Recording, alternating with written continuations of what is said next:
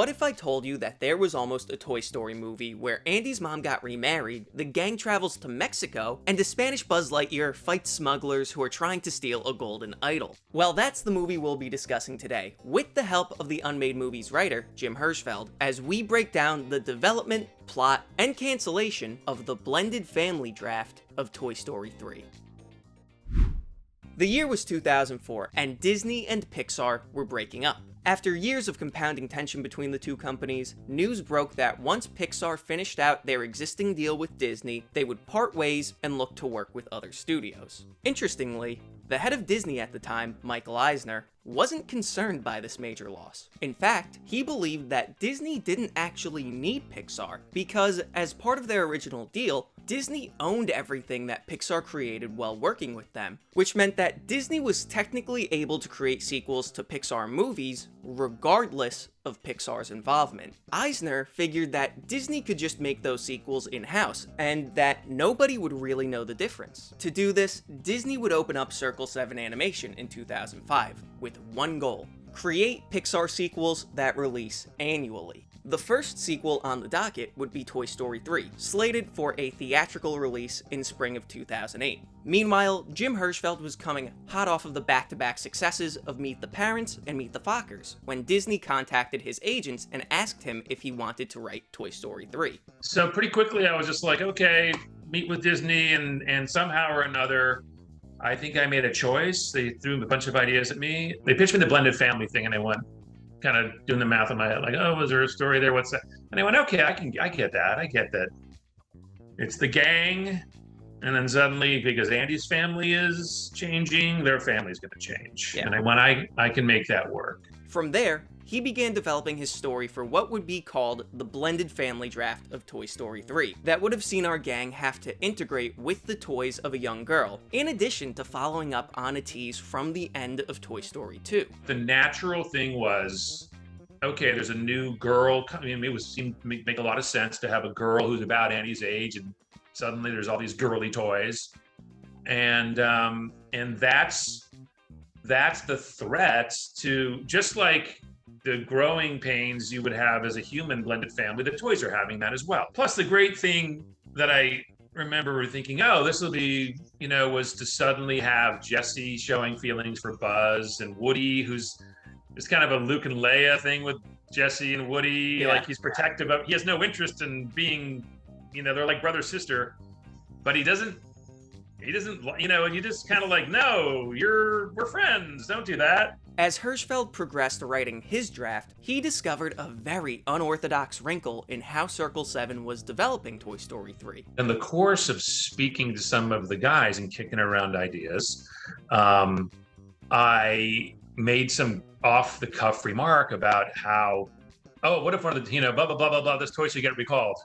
And a couple of the people in the room went and looked at each other like, what? Uh-oh, right? And I went, what was that? And they said, well, we kind of have another Toy Story thing that we're working on that is, it might be Toy Story 4, we don't know. They kind of got a little...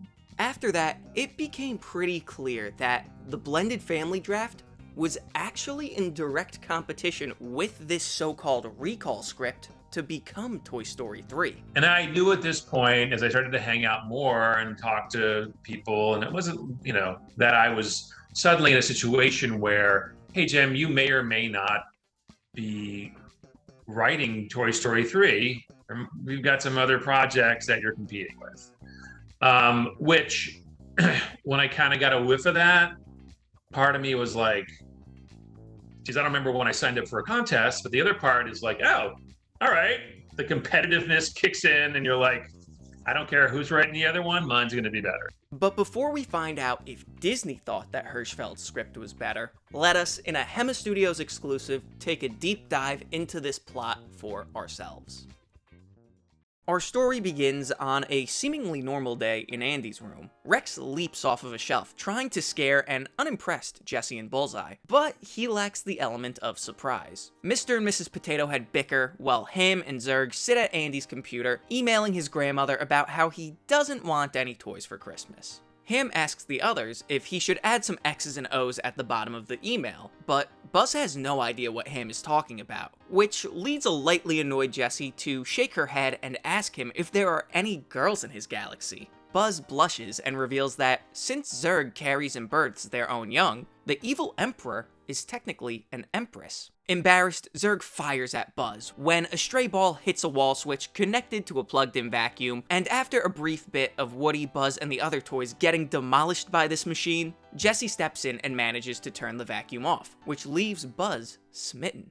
These hijinks are interrupted by the toys finding out that there's a birthday party downstairs. But Andy's and Molly's birthdays are months away, so the Green Army men go out on a recon mission and see kids fill Andy's house with gifts like golf clubs, a chess set, and champagne. This is an adults party, but for who? The toys immediately get their answer as Andy's baseball coach, Dave, enters to cheers and a rendition of Happy Birthday. But Andy's last game was well over a month ago. Why are they throwing a party for him? As the toys wonder, Dave gives Andy's mom, Jennifer, a side hug that seems a little bit more than friendly.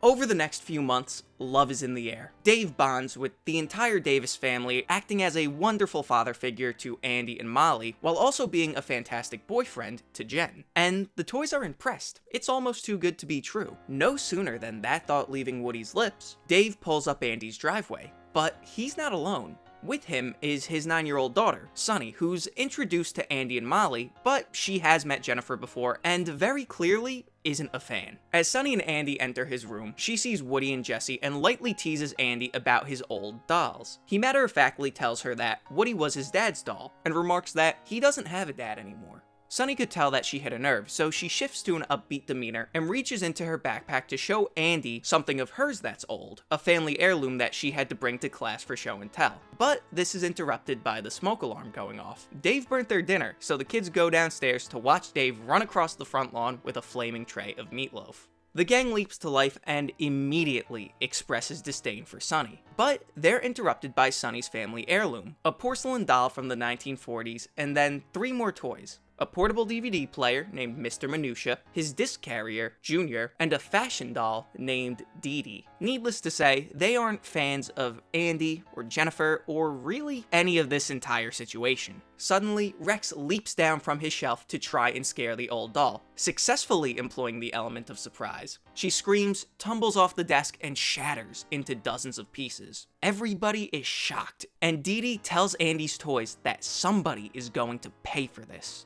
But this confrontation is interrupted by Buster coming into the room, alerting them that the kids are returning. Andy's toys stage a scene to make it look like Buster broke the doll. Andy and Sunny find the shattered pieces and he apologizes. Sunny tells him that it's okay, she never really played with her anyway. But her mom was going to sell him to some toy buyer guy named Al. She's going to have a cow. Since Dave burned dinner, everybody's going out. Sunny grabs her backpack as they leave. The gang is outraged, and Rex is a nervous wreck. But Woody tries to calm everybody down. Sunny is with her mom most of the time, and Ham speculates that, for all they know, this is the last that they'll ever see of her. As Andy and Sunny get into the car, Dave and Jen tell them that next week over Thanksgiving break, all 5 of them are going to Dave and Sunny's timeshare in Mexico. The toys are packed up and fly to Cancun. In the airport, Andy retrieves his suitcase and pulls out Buzz and Woody and then Jessie for Molly. As the 2 families shuffle into the resort's Jeep, Andy's suitcase is already fastened to the roof, so he puts our trio inside of Dave's carry-on, where Dee Dee, Minutia, and Junior happen to be lying in wait. In the bag, the 2 sides bicker. Sunny's toys reiterate to Woody that they don't like Andy because he's keeping Sunny from her dad. Woody, exasperated at this point, opens the bag to get some air and a moment to himself. As he does, Rex jumps into frame, roaring, trying to mount a rescue. This knocks Woody out of the bag and onto the Jeep's roof. Woody, totally frustrated, tells Rex to go back into Andy's suitcase. As he slinks off, the Jeep hits a pothole which sends Woody flying off the side of the Jeep, just managing to catch the handle of Dave's bag, which telescopes out, leaving him dangling over the road. Buzz and Jessie use the bungee cord that was securing the bag on the roof to pull Woody in. But as they do, the Jeep hits another pothole, sending the bag careening off of the side to the obliviousness of its passengers. Woody, Buzz, Jessie, Dee Dee, Minutia, and Junior watch the Jeep drive away and leave their sight. Meanwhile, Mr. Potato Head and Rex push another bag off the side of the Jeep into the road and into the path of another rental car, and this is enough to get everybody's attention. At this point, Dave exits the Jeep and sees that his bag is also lost, so they have to go back and find it. By now, the toys have managed to conceal Dave's now broken bag with leaves. As they peek out, they see Dave's Jeep blow past them and take off in the other direction, again, fading from sight.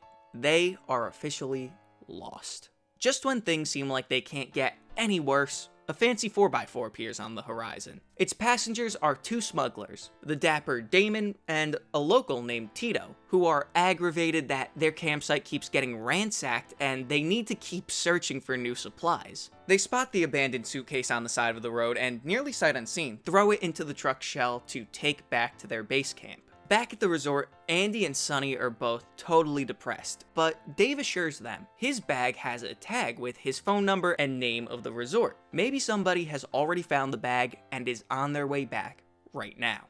The smuggler's truck snakes through the Yucatan rainforest, past waterfalls, a roadside cantina, ancient ruins, and a drab adobe church sitting across from an orphanage. Minutia calculates that, based off of their speed and travel time, they're not too far from the ancient Mayan ruins at Chichen Itza. At the campsite, Tito flips the bag and sifts through its contents, when suddenly, a chirping noise comes from inside the bag. Straggling inside is Dee Dee and a spare tube sock. Damon picks Dee Dee up and pokes at the keypad on her shoe before getting frustrated and stomping away. Damon and Tito turn their attention elsewhere, so the toys hatch a plan to steal the smuggler's satellite phone, call Dave pretending to be somebody who found the bag, and tell him where to come pick it up. As they leap into action, Damon and Tito are taken out by tranquilizer darts. Out of the bushes emerges a battalion of toys who begin to pick the camp clean, led by a helmet-wearing baby doll named Captain Cupid.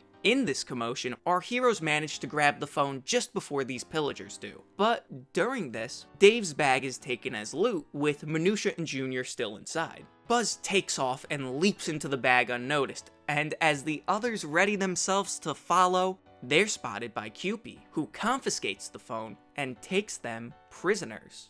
The convoy of toys returns to their jungle home, Utopia, situated next to a crashed seaplane. Woody, Jessie, and Dee Dee are brought before the unbearably magnetic leader of this community, EB, or as they'll come to know him, El Buzz. Our Buzz, who snuck out of the bag and tailed them, also crashes the reveal to try and rescue his friends. But upon learning of their situation, El Buzz tells them that all of the Utopians are lost toys as well, so that makes them family. The gang are no longer prisoners.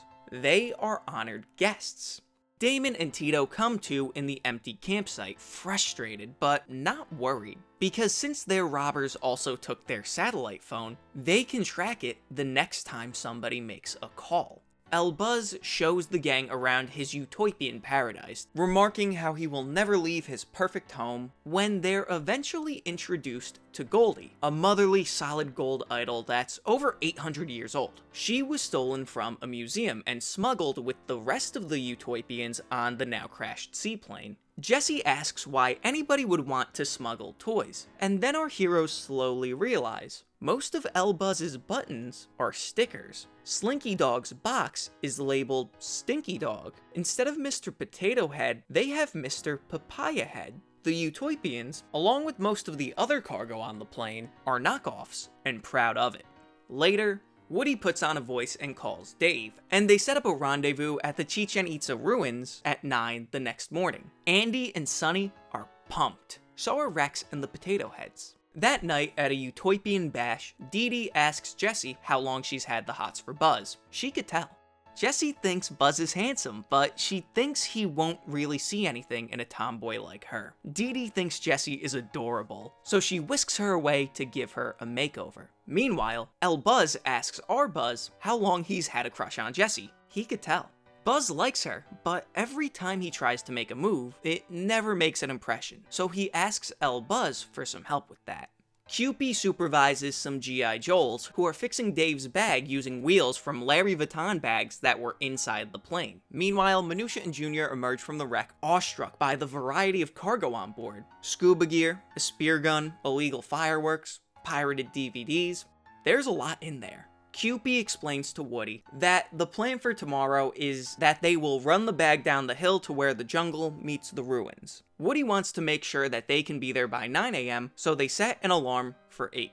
Just then, Dee Dee and a made-up Jessie approach them, looking for Buzz, as L Buzz and R Buzz approach, looking for Jessie. Buzz makes a move and it sticks, and the two of them head off for a romantic evening stroll. As they leave, L Buzz begins to speak and tells Woody that he's really R Buzz. Him and EB swapped voice chips so that L Buzz could light Jessie's fire. Then they're gonna swap chips back. Woody is very concerned and asks Buzz what happens if L Buzz lights a fire that gets out of control with Jessie. And Buzz becomes concerned. Just as L Buzz and Jessie are about to smooch, Buzz calls L Buzz into the bushes and they switch chips back. Buzz, now with his voice back, returns and kisses Jessie. He's about to tell Jessie about the switcheroo, but she already knew. It may be nighttime, but she could tell the difference between stickers and buttons. Besides, L Buzz is all talk, and she thinks action speaks louder than words, and they smooch again. In the bushes, L Buzz and Dee Dee are beaming. Woody and Dee Dee walk back to the village, and Woody remarks how once they're back with Andy and Sunny, they'll be seeing a lot more of each other. But Dee Dee pushes back on this and tells him that their kids want different things. Andy wants Dave to be his dad, and Sunny not so much. Dee Dee is actually short for Digital Diary. She plays an audio clip for Woody of Sunny venting about Dave inviting Andy's family on their vacation. Woody is confused, but Dee Dee explains that Dave is moving on. Not only does this mean that Sunny's parents aren't getting back together, but now she has to share her dad with some new family. That kind of change is scary. Woody understands this, but remarks that sometimes change is good. This morning, they were at each other's throats, but now it's clear that the 6 of them are far better together than apart. The next morning, all of Utopia has gathered to send off our heroes. Papaya Head remarks that their kids must be pretty great that they're willing to leave paradise. Woody tells them that maybe someday, some of them will venture out and find a kid of their own. L Buzz brushes it off. What would a kid want with a knockoff? But Buzz and Jessie tell him that all a kid wants is a toy that they could call their own. A toy that they could love. This very nice moment is interrupted by Goldie, who sees Damon and Tito in the distance. As it turns out, Damon is the one who stole her from that museum. Our toys flop and freeze, and after a bit of confusion from the Utopians who have never done that before, they follow suit. Damon and Tito emerge from the tree line to find lifeless toys scattered around and the crashed plane. They remark how crazy it is that they spend weeks scouring the jungle searching for the plane wreck, only to find it while looking for the thieves who took their stuff. They stumble upon Goldie as L Buzz and the gang watch on and hatch a plan to free her. Damon and Tito notice that all of a sudden, all of the toys on the ground are gone. Just then, L Buzz walks out, tells a very confused Tito and Damon that Goldie isn't theirs to take, and launches a utopian assault on the smugglers. The knockoffs get their licks in, but the smugglers also do some damage. At one point, even launching Dave's bag toward Dee Dee, who's leading a battalion of war toys, sending her into a nearby pond. Eventually, the Utopians get Damon to drop Goldie, who comes to life and clocks him. And in the final blow, Junior and Minutia shoot off a water rocket, hitting Damon squarely between the legs. Tito, who at this point is already fleeing, calls for Damon to leave with him. Right before he does though, he looks at his tiny terrorizers and tells them that he's going to tell the world about the magic toys that come to life, come back, capture them, and we'll be rich. But Cupid shoots a pebble at his head, and Damon takes off running. Everybody celebrates, and as L Buzz and Goldie express their gratitude, everybody realizes that it's already 8:30, and that Dave's bag broke again when Damon threw it. There's no way they'll be able to fix it and get down to the ruins by 9. But then Minutia realizes, maybe there is a way. They raid the seaplane and fill a life raft with helium from one of the diver's tanks to fashion a makeshift blimp. As our heroes board, L Buzz tells Woody that since the Utopians revealed themselves to humans, they need to pack everything up and leave tonight. Woody asks L Buzz if he's given any thought to his suggestion, and L Buzz has, and will propose it to the others. The toys take off into the sky, guided by a handheld fan to the ruins. On the road below, they see the jeep that came to retrieve the bag, but its driver is getting impatient. It's 9:15 already, so he begins to pull away back to the resort. But thinking quick, Woody gets an idea. He grabs the raft's land anchor and fires the spear gun, landing a direct hit on the Jeep's spare tire, which drags the floating raft all the way back to the resort, and the toys drop the bag onto the Jeep's roof just as Andy and Dave show up to meet the Jeep's driver, who's very confused by the bag's sudden appearance. As everybody disperses, Sunny tries to use Dee Dee, but she's broken, water trickling out of her seam. Andy offers her his toys to play with, and she's touched by the gesture. Dave slips away into the bedroom, sifts through the bag, and pulls out a tube sock. He reaches inside to find a ring box, but it's empty. Good thing he bought that basic ring at the gift shop in case his bag never turned up. He turns to see Sunny wander into the room, confused. Dave lays it all out to his daughter. He invited the Davises on vacation so that he could pop the question to Jen. But he isn't going to do that without getting permission from Sunny. She looks out onto the patio to see Andy, using Buzz to make Jen and Molly laugh. A bittersweet image of a happy but incomplete family. She turns back to Dave, who's also watching them, and it's clear by the look on her dad's face just how much he wants this. Sunny gives her okay as they walk out to meet the family. Dee Dee then snaps to life on the bed and wonders if her other secret keeper still works. She punches a code on her keypad, emanates a familiar chirp, and a secret compartment opens on the sole of her shoe. Sunny takes Andy and Molly to a puppet show. Dave takes Jennifer for a walk, and the toys finally reunite. Dee Dee, Minutia, and Junior also enter, and Woody has to explain to Rex and the Potato Heads that they're actually all good friends now. As they're about to explain their adventure, Mrs. Potato Head signals them to the window, and they watch Dave pop the question. As he opens the box, the original ring is in there, much to his confusion, and Jennifer says yes.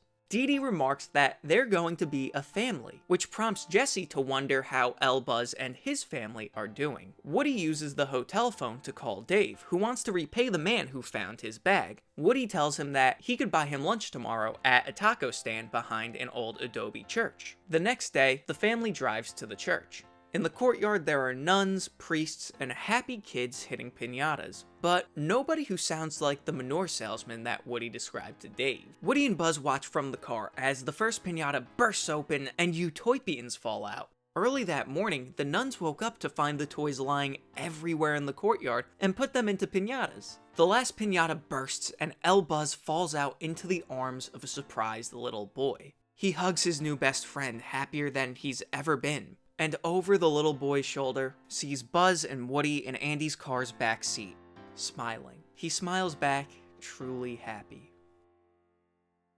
6 months later, Dave and Jennifer tie the knot and hold their reception in the Davis backyard.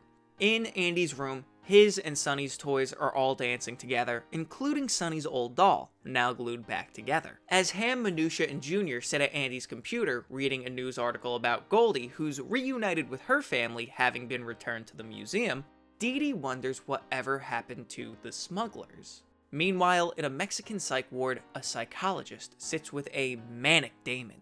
He is shown a doll, freaks out, and as the shrink turns to log his reaction, the toy sticks her tongue out at Damon.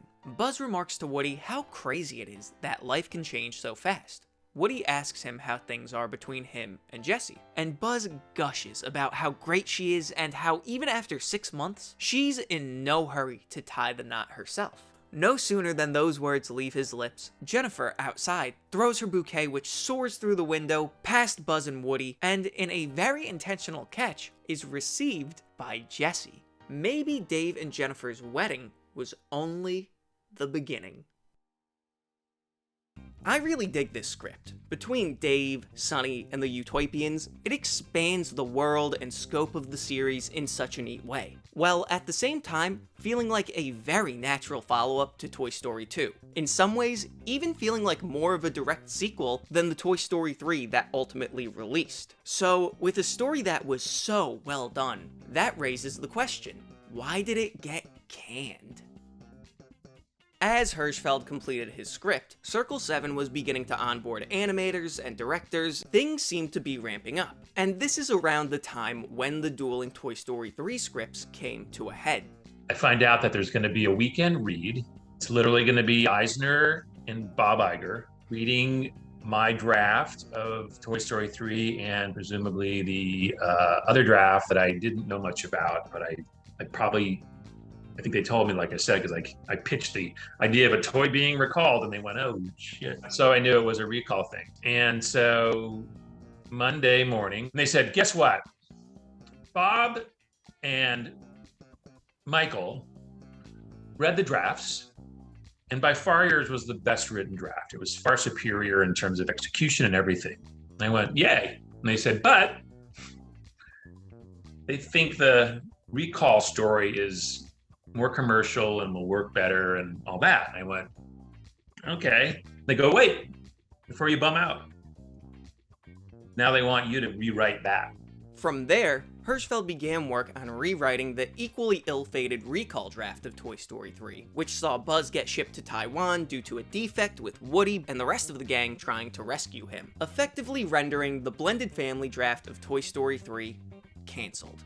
And I think that's a total shame, because this script was so true to the Toy Story world and its family of characters that had this movie been made, I think that it really could have been something special. But that's the story of the blended family draft of Toy Story 3, and the end of yet another episode of Canned Goods. I'd of course like to thank Jim Herzfeld for taking time out of his schedule to sit down and discuss his time at Circle 7 and his two versions of Toy Story 3.